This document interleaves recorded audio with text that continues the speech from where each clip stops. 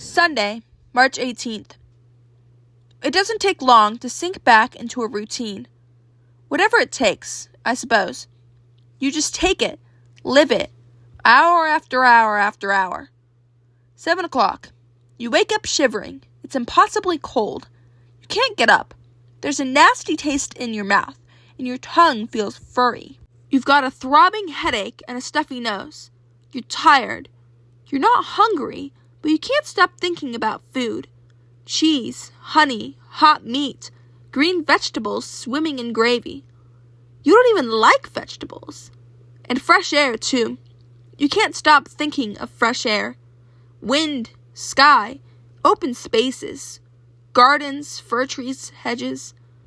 What do? I lie in bed thinking of other times. When I was a little kid, when Dad was home, telling me rhymes. I remember the one about budgies and crabs and grizzly bears, and the one with the buffaloes. And last night, I finally remembered another one, a longer one. It was about a tortoise. I started thinking about it 3 days ago, and last night, I finally got it. A rich lady tortoise called Joyce was driving her shiny Rolls Royce when a boisterous young oyster made a noise like a rooster. Joyce crashed her shiny Rolls Royce. A kind little turtle called Myrtle ran up and said, "Oh, are you Hurtle?" The tortoise replied, "I'm fine, thank you, Clyde." And Myrtle said, "Oh, but I'm Myrtle." You see, Joyce had a husband called Clyde, whose face was quite turtle-fied. So when Joyce was quite shaken by the knock she'd just taken, she'd mistakenly thought Myrtle was Clyde. I'm not sure, though. It doesn't quite work, does it? I've probably misremembered it. Anyway, there was another one, a shorter one, about a zebra, which I can't remember at all. I've been racking my brains for days, but I can't get it, and that's really bothering me. 8 o'clock. The light comes on, and my memories fade. I get out of bed, already dressed, and wrap myself in blankets. Everything's cold, but my feet are the coldest. They're cold all the time. Drinking gallons of icy water probably doesn't help. I go to the bathroom, wash, slip the sheet over my head, and try to use the toilet. Not much there. I walk back down the corridor, nod a silent greeting to Fred as he passes the other way, and go into the kitchen. Sit down, wait for the lift to arrive. 8:45. Jenny comes in. We talk. She has sores on her mouth, and her nose is runny. Her breath smells horrendous. Mine too, I expect. 8:55. Fred wanders in, shirtless, scratching his belly. He doesn't say much. He ruffles Jenny's hair. I tell him I want to see him later. He says okay, drinks from the tap, and wanders back to his room. 9 o'clock. The lift comes down. Empty. 9:30. The day drags on. I talk to Fred. We discuss how long we can go without food. Neither of us knows for sure, but we think it's probably quite a long time. 10 days, a couple of weeks, a month. As long as we've got water, Fred says. Water's what counts. Yeah. You got any ideas? About what? Getting out of here. I look at him and start giggling. Shit, he says. My laughter turns to tears. Later on, back in my room, I lie down and think some more about the zebra. It's becoming an obsession. There once was a zebra? No. Zebras are? No. I try to imagine Dad's mouth speaking the words, hoping it'll nudge my memory. I can see his teeth, his lips, his bristly mustache, but I can't hear the words, and now I can't remember what he looks like. I can't remember what Mom looks like either. No, hold on. There she is. I can see her now. We're walking down the road together, a long time ago. It's dusty. There are builders across the street, building a new house or something. I can hear the dumper trucks, drills, the whump of a jackhammer, shouts for tea. The road is tracked with dried clay, and the clay is zigzagged with the tire marks of the dumper trucks. Dried clay is good for kicking. Cracks off nice and hard. Mom tugs at my hand. On the pavement, please. I pull away from her and aim another kick, and a slab of dried clay skids across the street. Linus! At the bottom of the road, we pass a workman coming up, one of the builders. Knapsack, hat, cigarette, boots, a t-shirt over sun-browned skin. He's got a bracelet on his wrist, a silver snake. He steps aside to let us pass. Dark eyes, a passive nod. Then he carries up the street. I look back at him, wondering what he is. He looks like an outlaw Indian from one of Dad's picture books. Or the Apache Kid. Yeah, the Apache Kid. Took to the hills as a renegade, swooped down to pillage and rob from time to time, eluding all pursuers. Don't stare, Mum says. It's rude. You were. I was not. You were. I saw you. Don't be stupid. Come on. We turn the corner and I go down the hill. Is he a bad man? I ask. Who? That man. The hat man. He's just a builder. He builds houses. Where does he live? I don't know. Give me your hand. We're crossing here. Can I wear a hat? Give me your hand. We cross the road. What's it called, Mum? On his arm? What's what? Mind the dog dirt. The mind? Watch where you're going. I'm skipping now, making circling gestures on my wrist. Here, on his arm. The man had a snake. A tattoo? No. What then? Like a ring. Like on his wrist. A ring? Oh, a bracelet. We stop again, hand in hand, opposite the newsagents. Traffic is light, but Mom does it right. Look right, look left, look right, again. Then walk, don't run, across the road. Can I get a snake bracelet? No. Monday, March 19th. Last night, I thought I had the flu or something. I woke up early in the morning feeling really bad, kind of sick and hollow. My head was splitting and everything was aching like hell. Legs, arms, chest, even my eyes were throbbing. My nose was all bunged up with snot, and I could hardly breathe. Then within an hour or so, I started feeling all right again. Very odd. I suppose it's just a lack of energy. No fuel, no energy, no good, bad. I've been looking for insects. Cockroaches, flies, spiders, whatever. Yeah, I know spiders aren't insects. I ain't dumb. You know what I mean. Bugs, creepy crawlies, invertebrates, small crunchy things on legs. I've looked everywhere. Down the back of the cooker, along the walls, nooks and crannies. I couldn't find anything. Nothing. Not even a dried up fly. Where's all the bugs when you need them? Escape seems to have drifted away. I don't think about it anymore. What's the point? I don't want to get gassed. I don't want to get wet. I don't want my head bombarded with noise. All I want, most of the time, is to sleep. I wonder what he did with the bodies. Anya, Bird, Russell, the dog. What's he done with them all? Buried them? Burned them? Chopped them up? Put them in bin liners and chucked them in a river? Maybe he's eaten them. That'd be something, wouldn't it?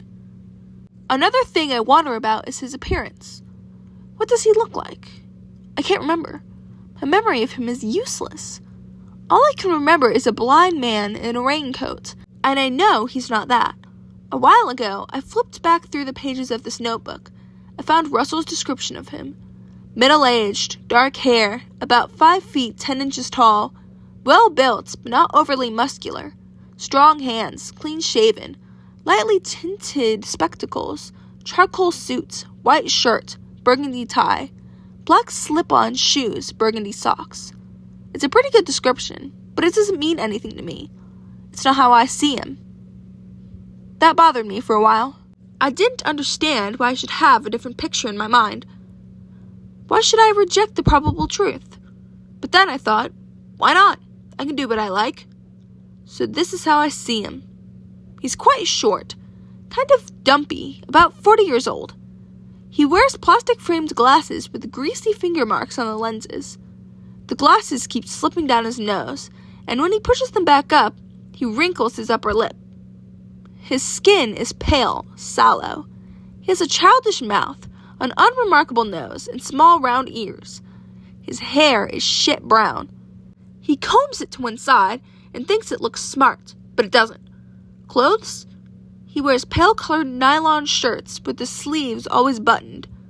No tie, suit trousers, slip-on shoes, a zip-up leather jacket from somewhere cheap, like Peacock's or Primark. How's that, Monster Man? Am I close? No? Well, I'll tell you what. That's my picture of you, and that's all that counts. It doesn't matter what you think about it. All that matters is me, because I'm all there is.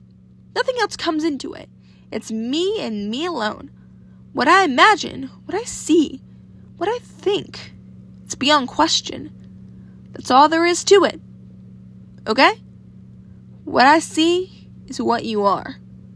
Wednesday, March 21st. The lights come on, the empty lift comes down, the day passes, the empty lift goes up, the lights go off. All my life, I've never really felt like I belonged anywhere.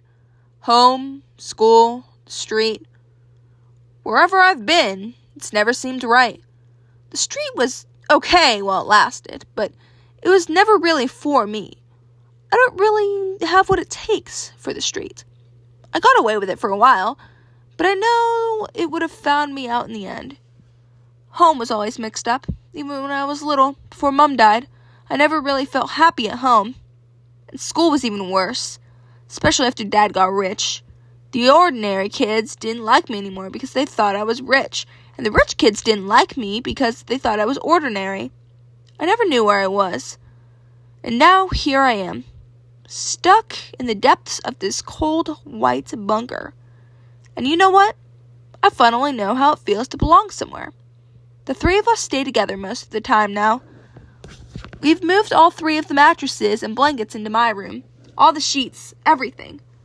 I don't know if it helps, but at least it gives us the impression of being warmer. We lie around all day, huddled up in this tiny room, not doing much. Saving energy, saving heat, surviving. Our skin is getting wrinkled and yellow. Our muscles thin and stringy. We're cold all the time. We should have taken the others' clothes. They wouldn't have minded. Dead people don't need clothes. Sometimes when we're not too cold, we talk. It passes the time. Fred. We should have kept the dog. Me. What? Fred. The dead dog. The Doberman. We should have kept it. Put it in the fridge. We could be stuffing ourselves with fried dog now if we'd kept it. Me. Giving him a look. Christ, Fred. Fred. What? Are you telling me you wouldn't eat a chunk of fried dog right now? Me. Well, no, but... Fred. It's no different to eating anything else. Chicken, cow, pig. It's all just meat, flesh, food, energy. It's all the same. He grins. We should have kept Bird and the others too. Bird would have kept us going for months. Me, smiling. You're an animal, Fred. Fred. We're all animals. Jenny. I'm not an animal. Fred, gently. Yes, you are. Jenny. I'm not. Fred. You are.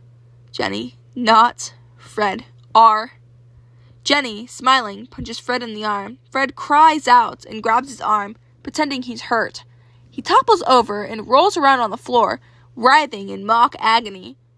We watch him for a while. Eventually, he stops, grins, and just lies there on the floor. We're all silent for a while.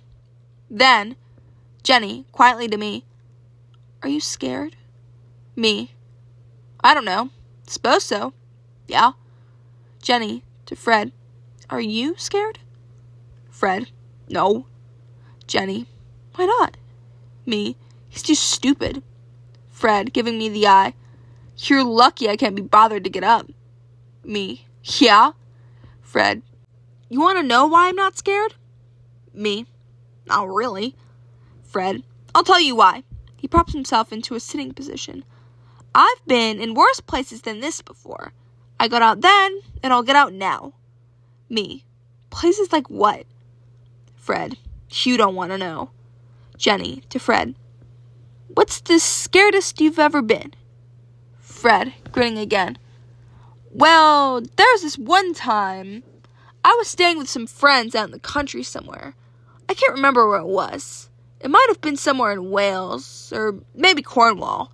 Somewhere like that. Anyways, we were in this old stone cottage right out in the middle of nowhere. And I was in bed one night, fast asleep.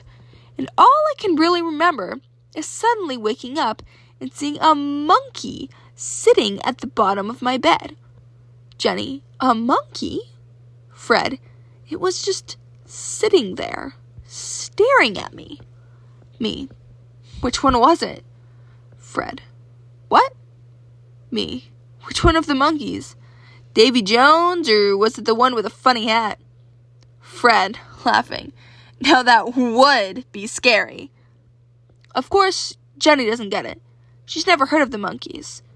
So then I have to explain who they are, a 1960s pop group who had their own TV series. And I have to explain why I know anything about 1960s pop group. My dad loves them. He's got all their records.